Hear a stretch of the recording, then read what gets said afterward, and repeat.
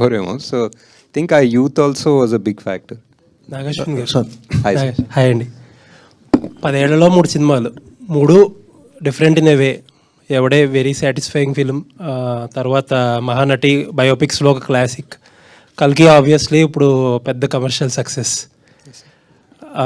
ఎవడే అప్పుడు 10 సంవత్సరాల్లో చాలా మారినాయి. మీరు మారారు, యాక్టర్స్ మారారు, అన్నీ మారారు.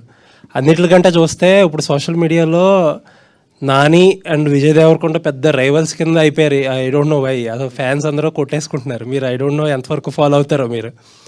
Was it like last time ఎలా ఉండేది, అప్పుడు ఎలా ఉండేది, ఇప్పుడు చేయగలుగుతారు అలాంటి సినిమాలు?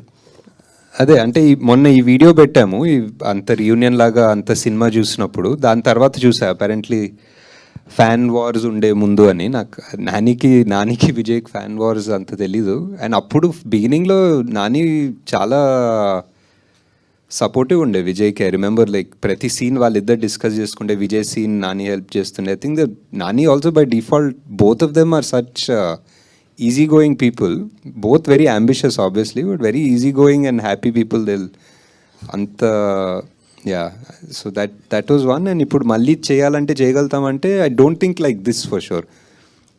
ఇప్పుడున్న మైండ్ సెట్ ఈ 3 సినిమాల తర్వాత ఇప్పుడు 4th సినిమా ఎవడేలా తీస్తే I don't no if it will come out like this.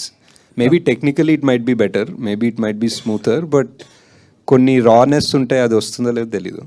Okay, కల్కి 2 రిలీజ్ డేట్ అడగొద్దన్నారు కాబట్టి